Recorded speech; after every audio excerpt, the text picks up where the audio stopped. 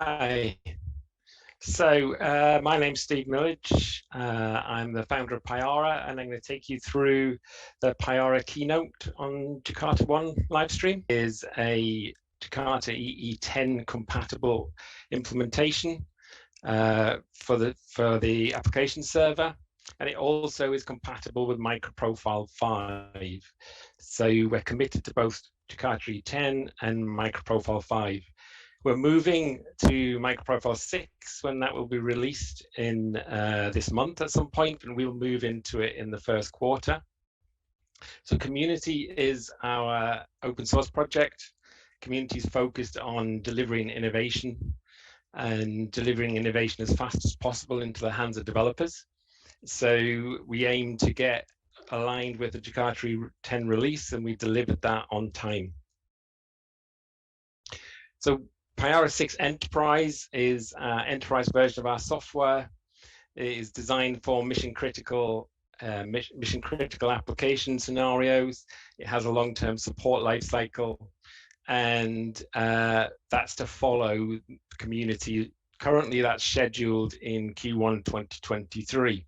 However, software development as it is, that the date may shift, but that is when we're currently scheduled. And that will also deliver with upgrade tooling to allow you to move your Pyara 5 environments into Pyara 6 as far as possible through automation.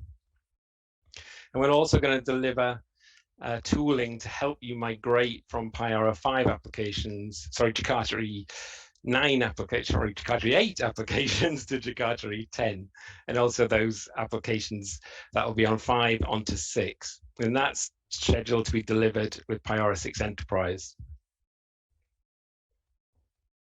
So I want to dig a bit into how we see Jakarta EE and how Jakarta EE fits in the wider landscape of enterprise Java development. So one of the things that we're focusing on as a company is basically the benefits of the Jakarta EE application model. One of the key things about Jakarta EE and Java EE before is that separation of your application deployment from your runtime. This is one of the key innovations that Enterprise Java brought right back at the beginning. It had the difference between a deployer role and a developer role. And this is key as we move into cloud native environments. So in the Jakarta EE model, you obviously build your application. You use the Jakarta EE APIs, and you don't need to worry about a lot of things that the runtime provide for you. For example, a Jakarta application server or runtime like Pyara delivers many, many different services to you as an application developer that you don't need to worry about. For example, it does work around messaging, it can deliver metrics, it secures your application, it manages workloads, manages threads, it manages network protocols for you. And it also, in the same way as the JVM abstracts operating systems, the application server or the runtime abstracts compute infrastructure. One of the major infrastructure developments, one of the major innovations over the past few years is infrastructure. So infrastructure as compute. And what Pyara does is we handle that infrastructure for you. What you do as an application developer is you build Jakarta applications. And Pyara platform basically assembles a whole load of open source projects. It makes sure that all those projects work together and delivers you a Jakarta compatible runtime. And then through our enterprise engineering, what we do is we make sure that that runtime is secure, that it's stable, that has a long-term support lifecycle associated with it, and we deliver that to you through Pyara Enterprise. And what we were trying to do is make sure that you as an application developer, if you take that separation of runtime from your application, then what we want to do is give you the platforms to deploy it and the platforms that scale across all the different types of compute infrastructure that you may come across. So as I said, most of the innovation over the last decade has been in software-defined infrastructure, software-defined networks. And what the Jakarta platform delivers is that separation from that application, from that runtime. And what we deliver as Pyara is a set of products which scale right through from IoT and edge computing in containers through Payara Micro, which is a implementation of Jakarta EE that allows you to take your WAR file and just package it in a single jar in a similar fashion to other runtimes like Spring Boot. And we also then deliver Payara Server, which gives you traditional application server, JVM clustering, domain management across VMs, containers, or on top of Kubernetes if necessary. And then what we're also delivering is a revolutionary new platform called Payara Cloud, which is a Kubernetes native application server. What Payara Cloud delivers is a complete runtime built on top of Kubernetes. So basically the advantage of separating your runtime from deployment is that you don't need to worry about many different things. You don't need to assemble a runtime from lots of pieces. It's completely versioned, it can be secure, we can deliver monitoring and insights into the running of your application through metrics and health checks. And we can deliver you a completely scalable platform. And Payara Cloud is a new innovation and revolutionary runtime that sits on top of Kubernetes. So if you're trying to take your application, for example, in Payara Micro, and you need to deploy it onto a container, and you need to deploy it into Kubernetes, then there's many things you need to do. You need to do many things that aren't related to software development. For example, you need to build yourself a Docker file to build a container image to deploy that image into a container registry. You need to create pod definitions for Kubernetes. You need to create YAML files, you need to configure it, you need to configure secrets, and then you need to work out how you're going to get that onto a Kubernetes infrastructure, which hopefully you're not managing yourself or someone else is managing on your behalf. And then you need to sort out your ingress through API gateways or whatever. What Payara Cloud does is it basically does that for you. So what we're doing is building a Jakarta EE application, runtime on top of Kubernetes natively. So when you deploy an application with Payara Cloud, you basically take your WAR file and it manages and handles all the infrastructure for you that's on top of Kubernetes. So that maintains Kubernetes itself, it's provisioning nodes, it provisions pods, it does all the ingress routing, it can generate SSL certificates for you on behalf, it can set up all your monitoring. And all you need to do is take the typical Jakarta EE application deployment WAR file, drop it onto Payara Cloud, use microprofile config or other configurations to set up your application, and then it deploys and runs within minutes. So Payara Cloud is one of our newest products, and that provides you on the hyperscale Kubernetes native end of the spectrum of compute infrastructure.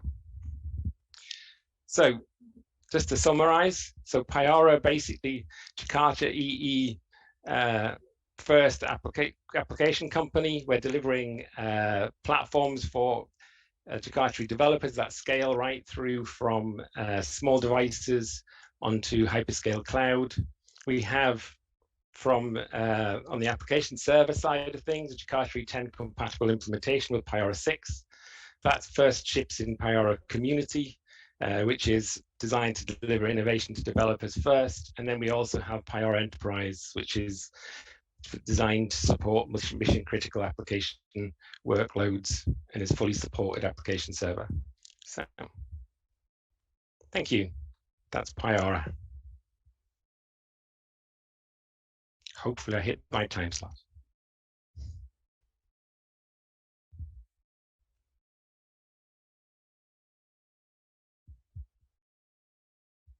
So I'll stop sharing and whoever's next.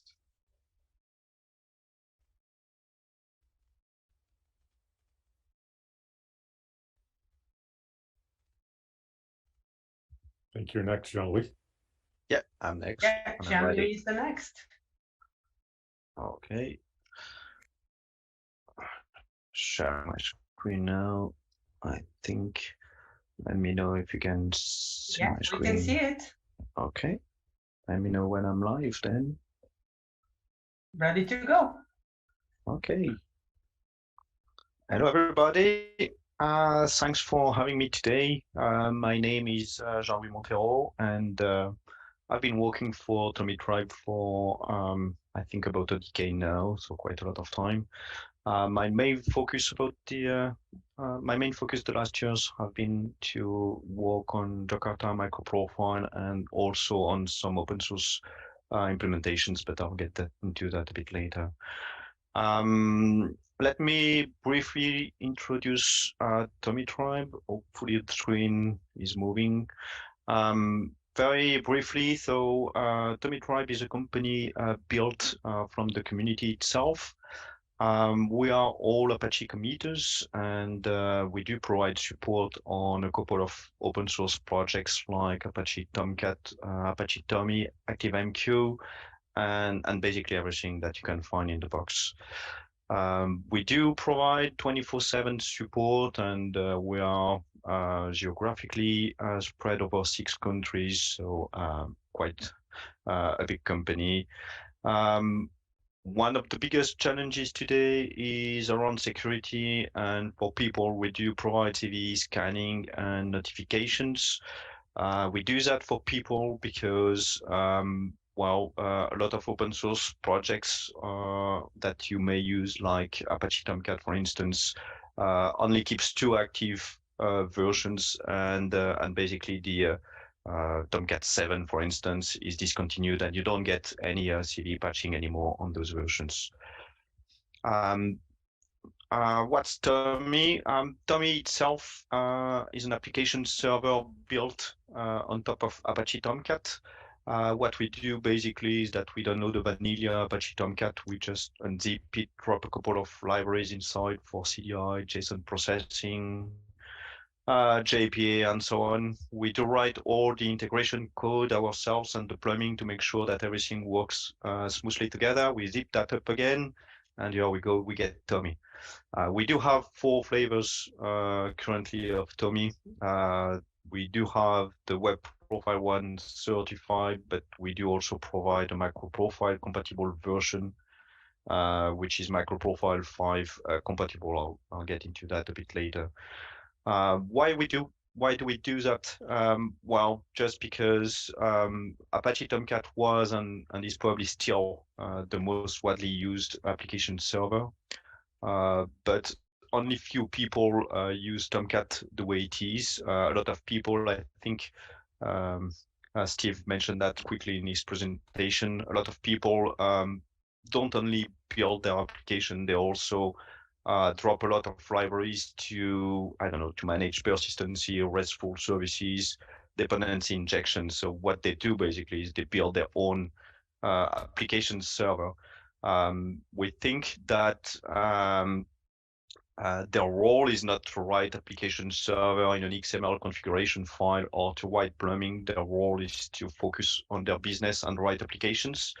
It also makes their environment harder to patch. Let's say that there is a CVE in one of the libraries. They have now to go through all the applications and update the library in there, as opposed to just update the application server and everything is patched for them. So we do that basically for people to focus on the application and not the application server. The Tommy itself is around 40 megabytes for the lighter version, which is the web profile. The more complete version is less than 100 megabytes, so it's still very, very lightweight. And the good news is that everything that you can use with Tomcat remains valid. A few milestones. So last year we announced the compatible version of Tommy. So it was against the Jakarta EE 9.1. We did that using the Eclipse bytecode transformer, which basically allowed us to catch up with 5 different versions of EE that we haven't been able to do before. It was very, very good news for the community, and we were very proud of the achievement. Since then, we moved forward in order to reach the final version of Tommy, and to do that, we decided to get away of the bytecode transformation.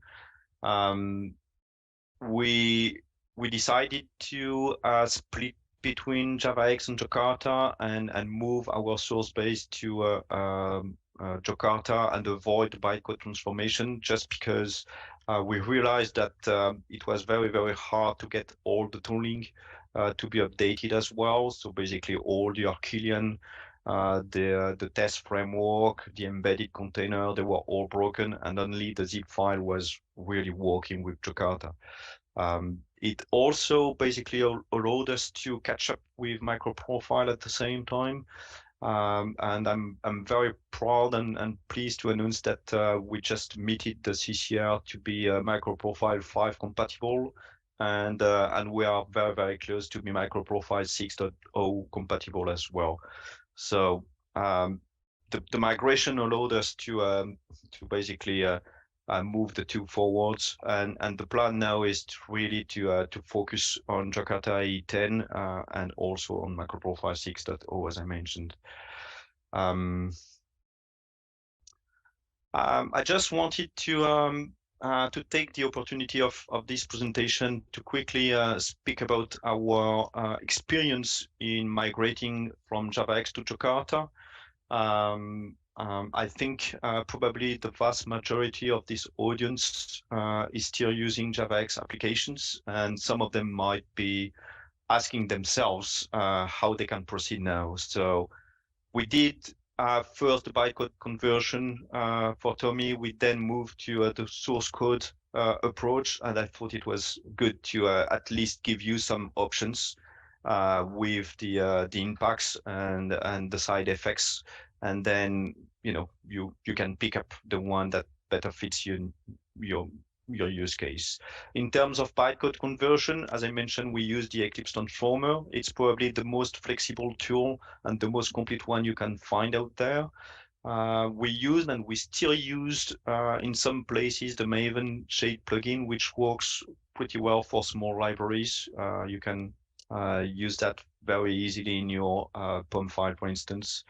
And the Apache community also put together a migration tool, which is primarily used to convert servlet or GSP applications, but they did also an additional profile that you can use to convert more to Jakarta.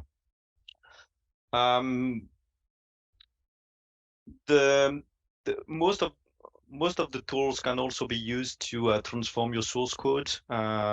We used a mixed approach to convert Tommy to Jakarta. I think most of our work, we did it with a script-based approach, but I know that some open source libraries like SmallRye, they use an hybrid approach using script and other tools to migrate from JavaX to Jakarta. We do recommend you to embrace the source code migration as soon as possible. We are right there in Jakarta. Jakarta is moving forward very quickly with new features, and therefore I do believe that staying on JavaX is not a good way to behave, and a good way to set you up for success. Something else that we realized is that it's not easy to convert libraries or applications and get them available to people to consume. We've used and we saw different approaches. One is the classifier. It just doesn't work because it breaks all the transitive dependencies and dependency management in Maven. The most practical approach is probably to bump up the major version. It's the most natural. It has side effects, of course, because if you have version 3 for JavaX and version 4 for Jakarta, then well, it means that you cannot really do any more major version for JavaX. You can also update the artifact ID or the group ID, but definitely not the most usable solution. I wanted to touch base on the diversity and why it's useful. Basically, I took the opportunity to look at all the Apache implementations and wanted to give you a status of where we are. So in this screen, you can see that on the entire tools that we use in Tommy, only a few of them are basically Jakarta compatible. And well, as you can see, even those which are compatible sometimes bring some limitations, like the CXF one, which is ongoing but requires Java 17 to run them. I'm running short in my presentations, so I'll go straight into the end.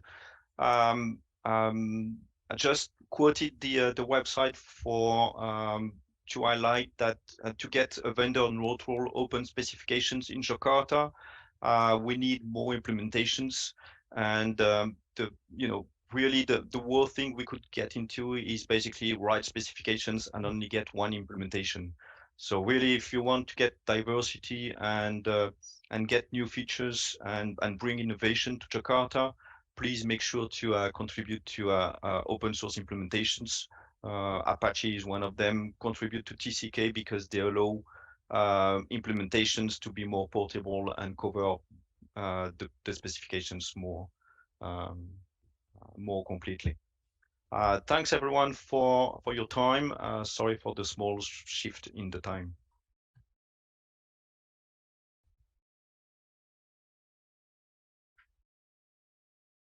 Very good. So let me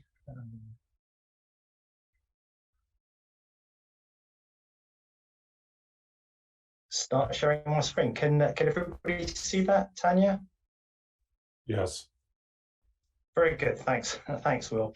So thank you very much. My name is Ian Robinson. I'm an IBM Distinguished Engineer. I represent IBM at a variety of different Eclipse venues, Jakarta being one of them, Microprofile being another. I'm also responsible for, or my team is responsible for the Liberty implementation and a lot of the other things that we do in the ecosystem around Jakarta EE. And that's really what I want to talk about. So there have been many sessions today, and Emily has got one coming up in an hour or so's time after this one that will talk about aspects of Jakarta EE10 and the relationship to it of Microprofile. Obviously, one of the things that is significantly new in Jakarta EE10 is the core profile, which is this set of specifications here. One of the motivations I should say that as things stand at the moment, the certified implementations of the core profile are these three runtimes here. OpenLiberty is the one that I'm going to talk about, and I'm going to take my life into my hands by doing a demo of some not yet generally available, but available beta capabilities. I'm going to show that in a moment. So one of the motivations for the Jakarta EE10 core profile is Microprofile. So the current version of Microprofile is Microprofile 5. I've drawn a red line around the Jakarta EE specifications that form the core of Microprofile. So these are the things that were pretty much the same as were identified right at the beginning of the launch of Microprofile, which is probably the best part about 5 years ago now. Microprofile 6 will be the next version of Microprofile, and that's going through the final stages of its preparedness at the moment. It's not quite there yet, but hopefully it will be with us soon. And as you can see here, all of those Jakarta dependencies are can now be provided by the Jakarta EE10 core profile. So this is a motivational use case for Jakarta EE10 core profile. Now, so I'm going to go into my demonstration now and get out of slide showing mode. What I'd like to do is to show some of the contributions and efforts that IBM in particular are making around these technologies. So I'm going to show you what we're doing with our runtime code in OpenLiberty, what we're doing with some of our tools ecosystem work. So I'm going to show you a Jakarta language server inside the Eclipse IDE. I'm going to show running a brand new Jakarta EE10, a microprofile 6 candidate application in an instant-on container that will start up in hopefully just 100 or so milliseconds, not microseconds, that would be really cool, milliseconds. And then I'm going to show it being deployed very, very easily to a Kubernetes environment. So let's switch to my Eclipse IDE. Here we go. What I've got running here is a Liberty server using the Jakarta language server protocol that IBM have helped develop. I will go to the community for that in a moment because I'm going to do an invitation to get more help from the community to carry on building that out. So what we've got here, I've got a Liberty server running with a set of Jakarta EE10 features, so JAX-RS features, JSON-P features, CDI features. OpenLiberty is a runtime that runs only what you configure it to run, and the application that I'm going to show requires that set. So this is essentially a core profile application with some microprofile capabilities added into it as well. What we're doing here is we're running Liberty in developer mode, so I can change things and they will instantly be reflected in the runtime without having to rebuild my application or restart it. We can see over here, let's see, so if I add a new endpoint to my application, I'll show you some of the things that we can do with the language, with the Jakarta language server protocol. So I can, for example, let's create a new live stream JAX-RS endpoint. So what the language server is going to allow me to do is it's going to give me syntax assist, and I can say, right, I would like a REST class. It'll generate me a template for a REST class.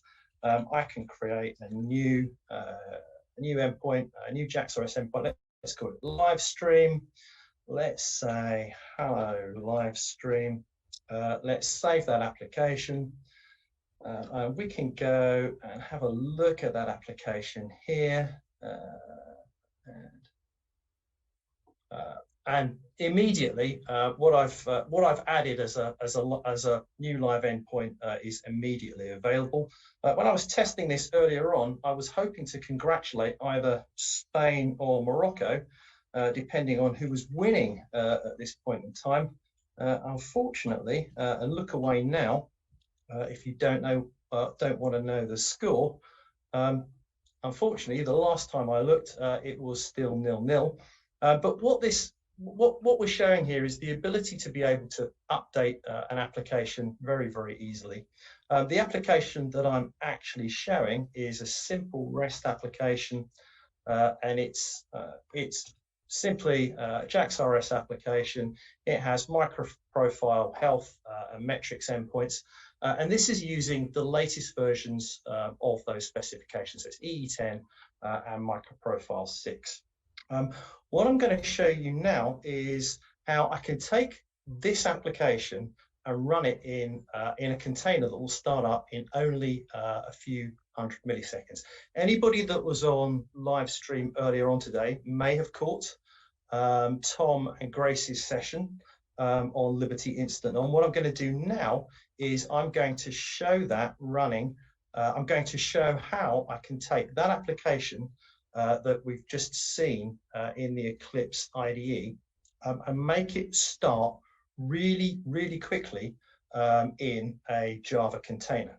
What I'm essentially going to do is I'm going to build a container that creates that application, and then I'm going to use that container to start up that application during the build process and take a checkpoint of the application after it's initialized, but before it started executing any work during the build process, and essentially move all of the JVM and application initialization into the build process.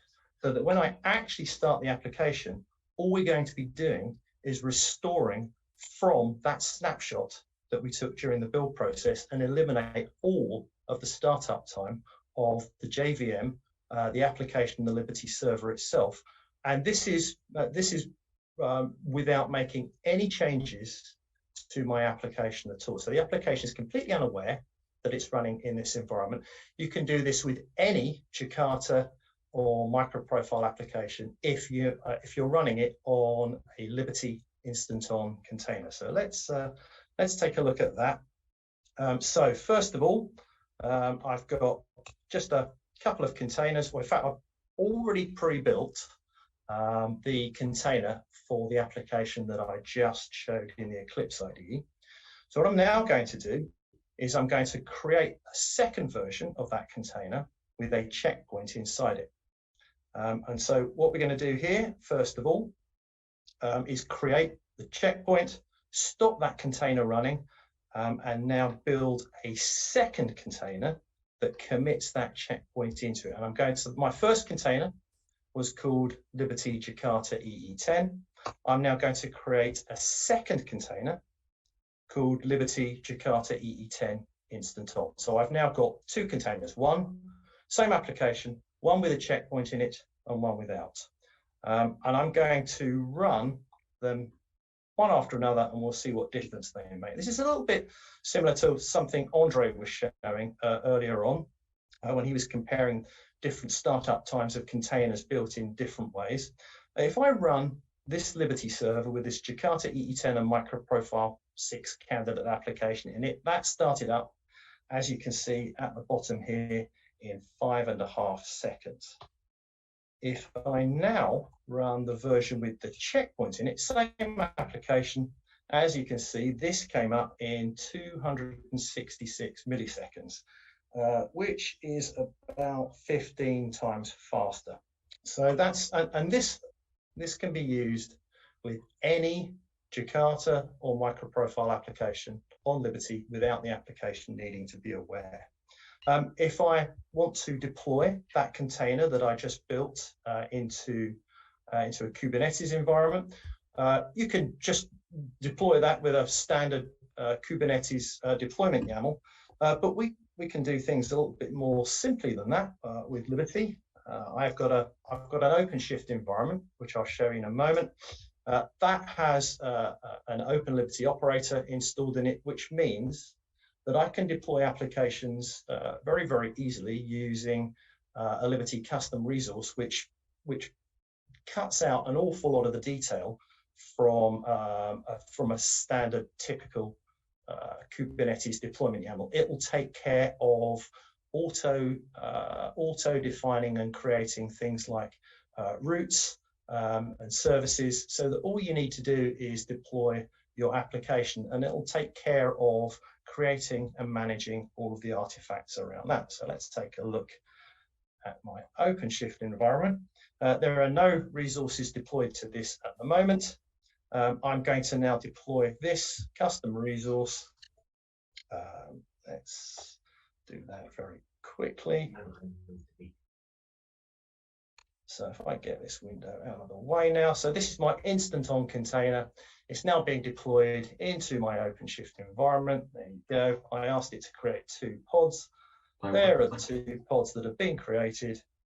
And if we just take a quick look at the output, this was my instant-on container. And as you can see, it's just started in OpenShift. Oh my goodness, that's very impressive, Ian. 54 milliseconds. But I think we need to move on.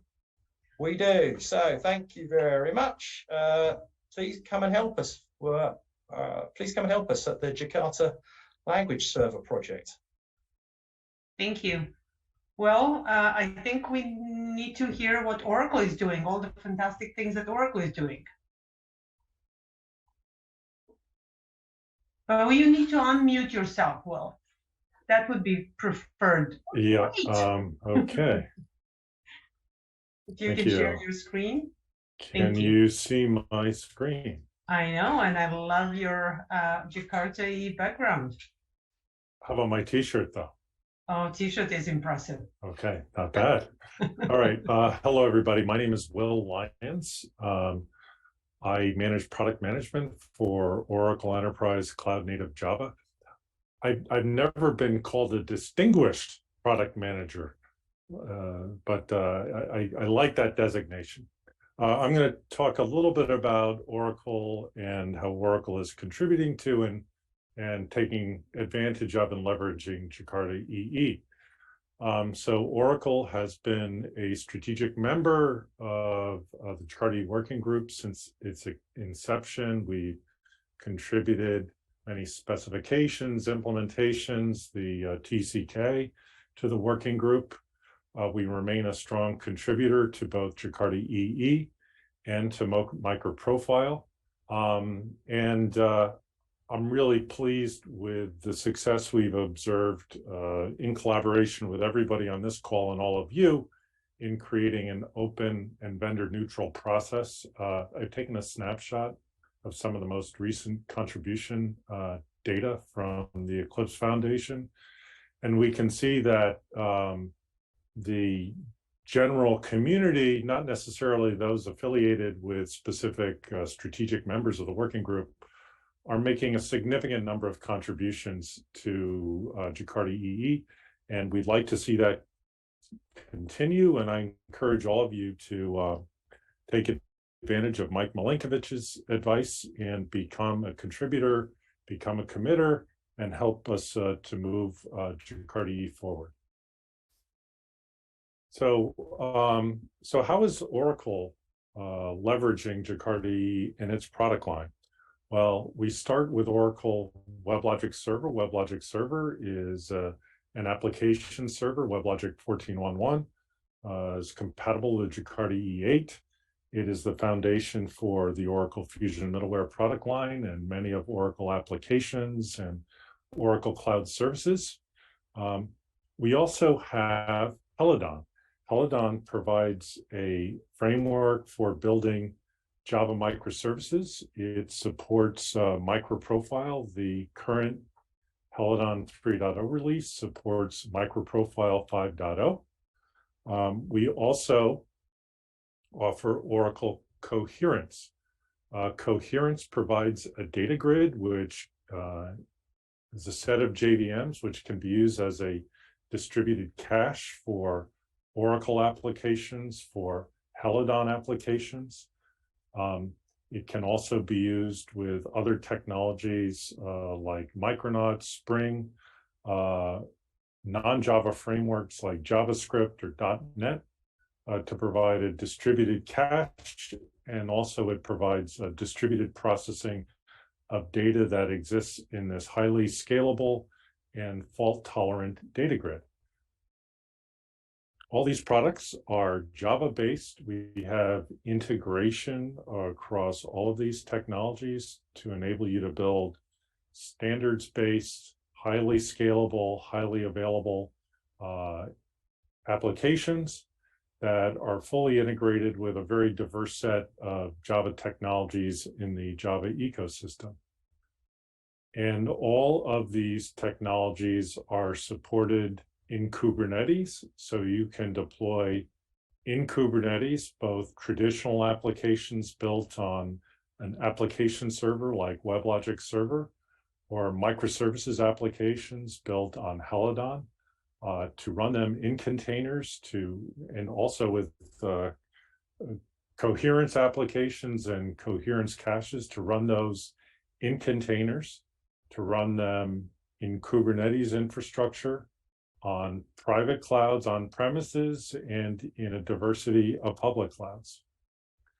And part of our product line is also the Verrazano Enterprise Container Platform, which provides a platform for deploying, securing, monitoring, and managing applications and microservices that are deployed to Kubernetes. So Verrazano supports deployment, management, and monitoring of applications built with WebLogic, Coherence, with Helidon, with Spring, with Micronauts, with JavaScript applications, and other applications in a polyglot architecture. And Verrazano also supports not only deployments to individual Kubernetes clusters and clouds, but multi-cloud and multi-cluster deployments.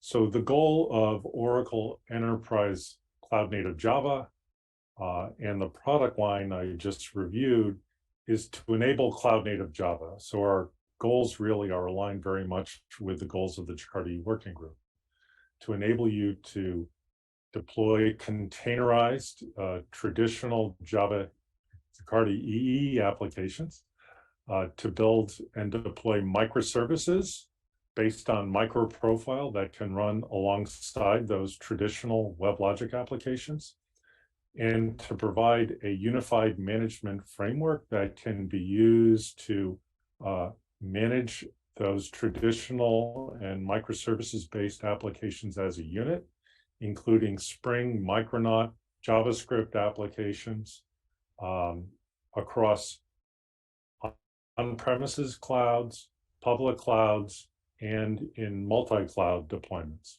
So that is what we're enabling today in our product line. This provides just a brief snapshot of what we're supporting today. I've already mentioned WebLogic Server. To supplement WebLogic Server, we've delivered a variety of tools in open source that enable you to take your WebLogic applications, introspect them, create container images from those, deploy them using a WebLogic operator to Kubernetes to monitor those WebLogic applications as they're running in Kubernetes with Prometheus and Grafana and OpenSearch for logging. These tools are supported both in on-premises and in Oracle offerings we deliver in Oracle Cloud. We also provide offerings where WebLogic is supporting in other public clouds like Azure. And we have new releases of WebLogic coming up next year. In the coherence side, we have released Oracle Coherence, and we have, I've neglected to mention this, we have also open sourced many aspects of coherence in what we call Coherence Community Edition. The most current release of Coherence Community Edition supports integration with Jakarta EE 9 applications, including Helidon applications and other applications that use Jakarta EE 9 APIs. And we're also planning a new release of Oracle Coherence, leveraging all the innovations that are delivered in Coherence Community Edition in open source in 2023. On the Helidon side, we have two major releases of Helidon currently supported in production, which both support, those are Helidon 2 and Helidon 3.0, which support microprofile. Helidon 3.0 supports microprofile 5 and leverages Jakarta EE 9 APIs. And we've delivered our first release of Helidon NEMA or Helidon 4.0, which I'll talk about in just a minute. And we've delivered our fourth minor release of Verrazano 1.4, which supports, again, deployment of applications built using all of these technologies. I just want to drill down just a bit on Helidon 4.0, the alpha release, which is available today in open source.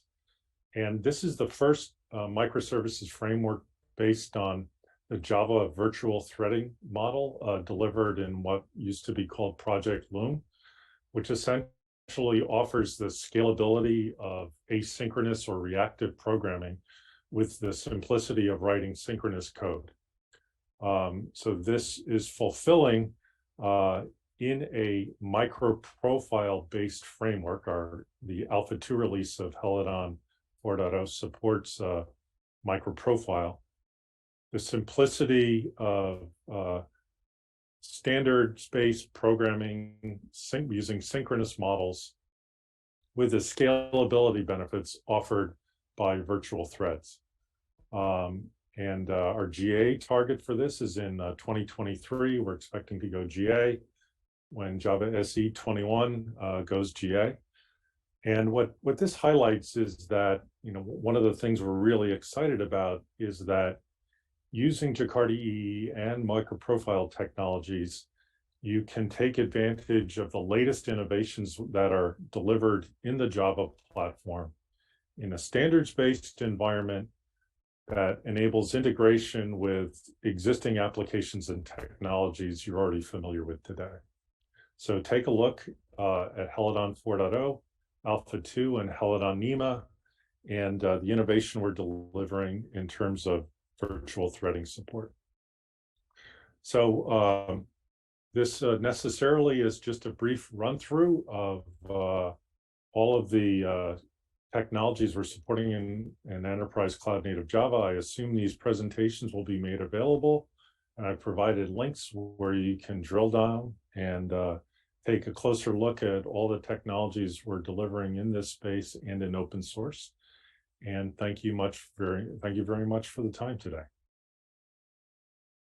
And I'll turn it over to Scott.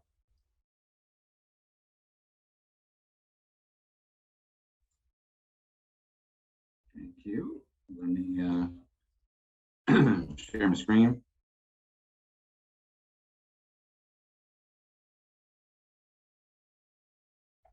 You know, if that comes through.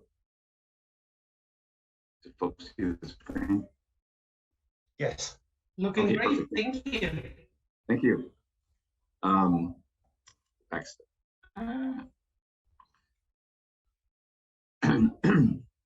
Okay, so my name is Scott Hunter, and I'm the VP of Product on the Azure Developer Experience team. You know, at Microsoft, we've really invested in Java the last couple of years, whether it's building our own JVM, whether it's the tools that we build for Visual Studio Code, or the SDKs and stuff we build for the Azure Cloud, and some of the contributions we've made to the OpenJDK and such. I build most of our developer experiences around Azure, and so you know, if a customer wants to run Java in Azure, they're probably using some of the stuff that my team builds. And what I want to talk about today is how we're jumping in the community. And so you can see here that you know, we're part of the Jakarta EE working group as an enterprise member, Microprofile working group as a corporate member. We are elected steering committee member on the Jakarta EE steering committee, and marketing, and we're a platform committer. And you know, our job is honestly just to help advance all the Java technologies and make sure that if a customer chooses to run them in our cloud, that there's great support there. And this kind of complements the participation we have in the JCP as well, to basically help drive and advance Java SE. And so we have a ton of investments and offerings in Azure for customers that want to run Java. And this is mainly done with partnerships with some of our big strategic partners. And so if you want to read more about this, you can see this aks.ms/join Jakarta microprofile. But you know, we want to have a diverse ecosystem of offerings for Java developers. And so you can see whether you want platform as a service, that's where we're going to actually manage the cloud for you. We'll do the updates. We'll let you scale up and scale down very easily. And so we have a ton of offerings here, whether it's our app service, which I'll talk about in a little bit more. That's our primary hosting model for platform as a service, or service bus, which is a mechanism for sending messages in our cloud. And then of course we want to make sure, you know, we live in a container world, we live in a microservice world, and so whether you know you want to run an Azure Kubernetes service, which is a managed Kubernetes that we have in Azure, or you want to run in Azure Red Hat OpenShift, both of those are supported. And then of course we have plenty of customers that want to run in VMs and virtual machines, and so that's our IaaS. And so you can see whether, you know, wherever you want to run your Java, we have a lot of great offerings for that ecosystem. So I want to drill in on a couple of these. This is our GBOS support. And so we're the only top tier public cloud with a managed Jakarta EE application server offering. And so this is JBoss EAP on app service. This is a partnership with us and Red Hat. And this is you know, pay-as-you-go commercial support for JBoss.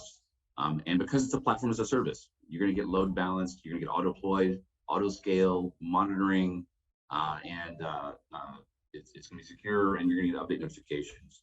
And you can see we just added clustering support. We're going to add clustering support in the 4th quarter of this year. And then early next year, we'll have Java 17 support as well. So this is for the customer that really wants us to manage the whole system for them. And we got a great offering there.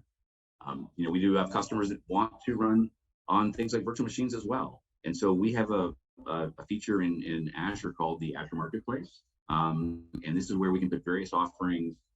Customer can come in and select those offerings, and we'll boot up the right amount of tech to do this. And you can see that once again, in this case, it's built and maintained by both Microsoft and Red Hat. And you can decide to run it as a standalone or in a cluster configuration. And depending on how much you want to scale it, we have two virtual machine technologies, just VMs and virtual machine scale sets. Both of those work there. You can bring your own subscription, and pay-as-you-go is coming really, really soon. It'll be on my roadmap at the very end. And once again, you're going to see we just added JDK 17 support last month. Next is WebLogic. What are the ways that we can run WebLogic on Azure? And we've got a variety of offerings here as well. Once again, it's an Azure Marketplace solution that'll be managed by both us and Oracle. And we offer WebLogic both in virtual machines and in Kubernetes. Once again, bring your own license. And you can see we've got support integrations with a variety of things, whether it's Oracle DB, Coherence, our Azure Load Balancer, App Gateway, Azure SQL, Postgres, App Insights, that's for monitoring. So lots of investments there. And we have integrated Azure MySQL support coming. We already shipped that in September. And so next is going to be, Open Liberty WebSphere. And we've got, once again, great offerings for this inside of our cloud as well. Once again, it's a marketplace offering that has been, in this case, maintained and supported by both IBM and Microsoft. Once again, bring your own license. And we have lots of integrated samples and starting journeys coming as well. And then finally, we have WebSphere on virtual machines. And so once again, it's going to be a marketplace offering. Once again, a partnership between Microsoft and IBM. Bring your own license, use a trial license, and it supports both single instance and clusters, and has deep integrations with the IBM HTTP server. And you'll see here that our App Gateway support's coming very soon. And once again, we just had integrated support for Oracle DB, DB2, Azure SQL, and this past November. And so that's just a quick run through of all the ways that you can run, Jakarta EE applications in Azure. And you can see here we've got a bunch of stuff on the roadmap still to go. Some how to get started guides on running Quarkus on AKS. That's our Kubernetes service. Quarkus on functions. That's our lose my mind. Functions is just your kind of go run as you go. You only get charged for what you call. So pay as you go support coming as well. And then we'll have a bunch of database support, a bunch of templates, and more how-to guys as well. So we're super excited to be part of the community, and make sure that, as I said, if you choose Microsoft, we have a great way to run all your Java workloads. And so with that, I will hand it on.